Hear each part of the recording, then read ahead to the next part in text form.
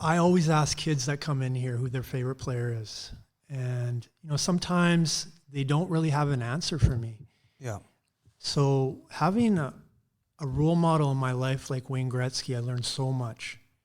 How important it is for kids these days to find somebody that they can be passionate about and follow in their footsteps. Yeah, I think it's huge. I think for kids, you want to emulate a certain player. I mean, everyone wants to maybe emulate Wayne Gretzky because he was that good.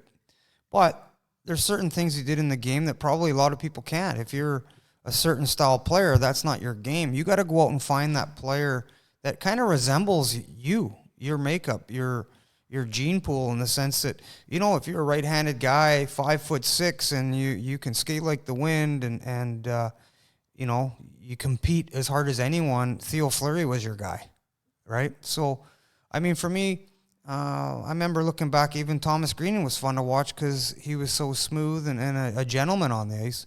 But Matt Snaslin was another one. But especially in junior hockey, I really tried to play like Wayne Gretzky. I'd watch the games on TV, and I would try to emulate him behind the net or coming off the wall.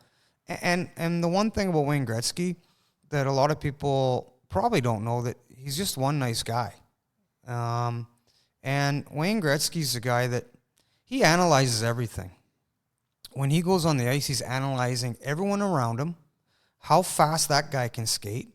Like, even when he passes the puck, he sends passes what he thinks that person can handle for a one-timer. I did spend some time with him in one summer and asked him questions, and his mind was a brilliant mind. It was beyond, I thought I was pretty smart at hockey, but his mind was unbelievable of picking apart and the game getting slow and understanding, if it's Yuri Curry, I can fire it over as hard as I can. It doesn't have to be right on his stick. But then on certain other players, he would have to really put it on a tee for them. Because in his head, he's thinking so far ahead of other players that, he already knows if that guy can one-time a puck. Or you know what? He might have to look the guy off because there's no way that guy's going to score, so he's going to shoot himself. And that's the stuff that's going through his head. And that's what makes Wayne Gretzky special. And the other thing that I found Wayne Gretzky is his interviews are like the most intelligent, gentle, all about the team interviews, but he played that way.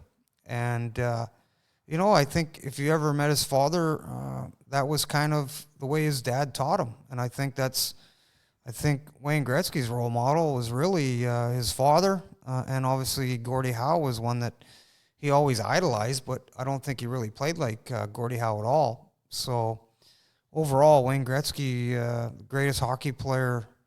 Obviously you got Bobby Orr as defenseman, probably be one of the greatest of all time.